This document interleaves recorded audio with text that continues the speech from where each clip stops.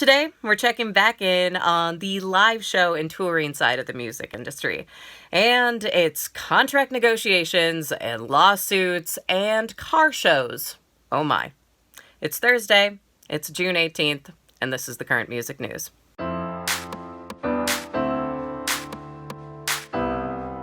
I'm Jade.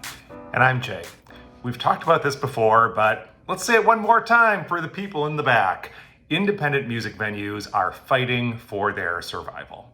As Pitchfork points out, just because some places are starting to reopen, maybe a venue is allowed to fill up to 25% of its capacity, that doesn't mean you can just put on 25% of a show. Plus, national tours are not going to start back up until artists can be sure that venues across the country, or at least across a region, are going to have their doors open for shows, including venues in some of the dense urban areas that have been hardest hit by the coronavirus pandemic. And as if venues didn't have enough to worry about, why not add on some legal expenses? In California, a group of venue owners are suing their insurance company over them not paying out on claims related to the coronavirus shutdown. Then in Ohio, two music festivals are suing state officials on the basis that a state shutting down a music festival, even for health reasons, is a violation of their First Amendment right. And, of course, every venue is nervous about the potential liability risk if they open up their doors and a concert goer gets sick. Live Nation is also nervous. Nervous about who's going to take the hit if concerts that have now been rescheduled for 2021 get canceled again. In a letter to talent agencies, the giant promoter has laid out some new conditions for booking shows with artists in 2021. Here are some of the headlines. If a show gets booked and then canceled due to COVID-19, the artist doesn't get paid. If a show gets booked and then canceled due to low ticket sales, for example, maybe because potential ticket buyers are scared of the coronavirus pandemic, the artist gets paid 25%. If an artist cancels a concert, say maybe because they're nervous about a virus outbreak, they have to pay the promoter twice what they were gonna get paid for the show. So what happens next? Are artists really going to assume that kind of risk? Or is Live Nation going to blink and change their policies? Or are big shows really off for all of 2020 and all of 2021? And fans are frustrated, and they want to get back out to see live music. Well, in Manchester, England, when a group of people decided to take matters into their own hands for a pair of quarantine raves, this was just last weekend, it did not go well. Putting aside the whole virus spread when you get 6,000 people partying together in parks, authorities are also investigating 3 stabbings, a fatal drug overdose, and a sexual assault. Then afterwards, it took hours and an army of volunteers to clean up all the trash and property damage. So, who's up for a drive-in concert? Fans across the country, it turns out. Bigger and bigger names are playing for fans in cars, including Alan Jackson, Los Lobos, and Keith Urban, who played a show for frontline healthcare workers in Tennessee. But you can count on Garth Brooks to go big, and that is how he is doing the whole drive-in show thing. There are going to be 300 drive-in movie theaters across the country. They're going to show a special concert Garth Brooks has put together for the occasion. Yesterday, I talked with Walter Kinsey, whose company Encore Live is producing the experience, and he explained how it's not just like all these drive-in theater owners are just hitting play on YouTube. I haven't seen most of it yet. It's been recorded. It's done, and so.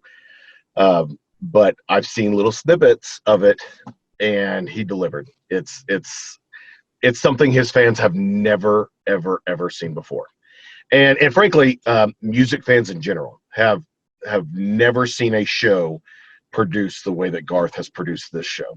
And so today, we are actually taking that content out to California, and we're putting it on a highly technical and specialized type of hard drive that will allow these drive-in movie theaters to play it, but it also protect the content and make sure it can't be replicated and different things like that. And so, and then I've deployed a team of about 3,200 people across North America, and we broke into just shy of 40 regional teams, and each regional team is working with a pocket of drive-in theaters in their region, and collectively we're going to bring this to the masses on June 27th. And I know you don't want to spoil any surprises, but can you say anything about what an approach to a show looks like in a case like this versus just recording a concert film?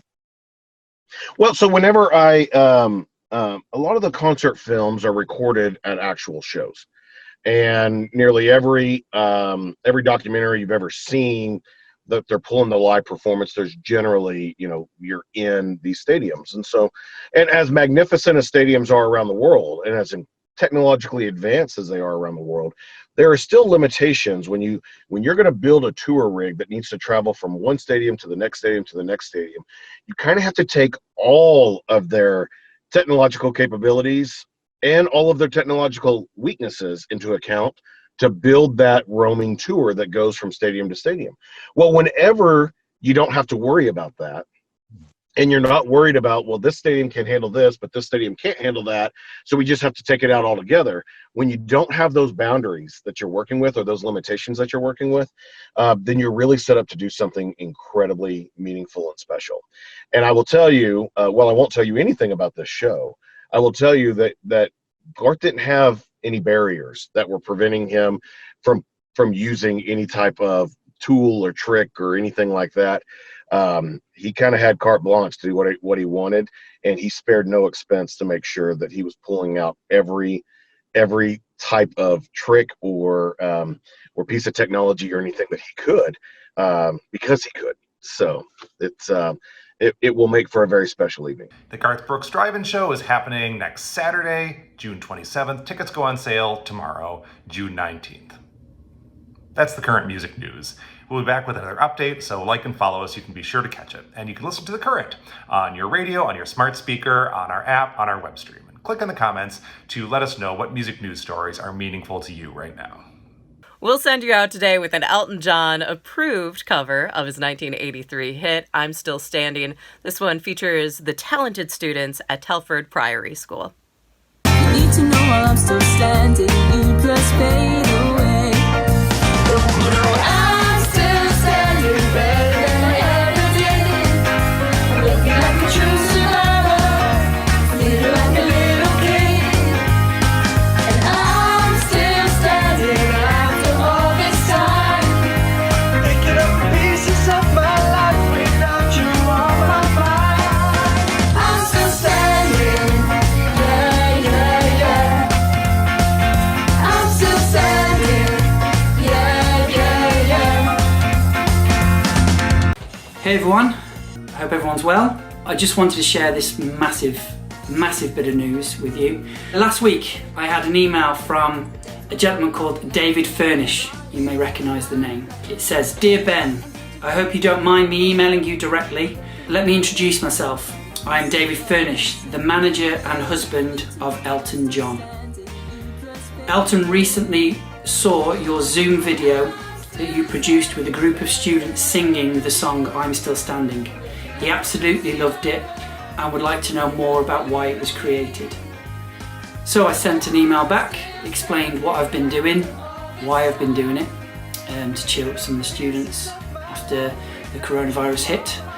And Elton sent a video message for them. And here is the students seeing it. Hi everyone, this is Elton.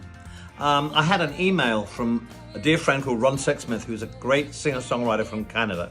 He sent me an email and said, "You've got to look at this clip of these guys saying I'm Still Standing." Well, I looked at the clip and I was completely blown away. In fact, I watched it 3 times in a row because I couldn't believe how good you sang and played it. I mean, it's not an easy song to sing and certainly not to play it. So I just wanted to send you all my love and say, you know what? You really cheered me up. And I know it's been a rotten time for all of you because everything's been cancelled because of coronavirus. But you know what? You did something brilliant and you made a brilliant version of I'm Still Standing. and I want to thank you so much for it.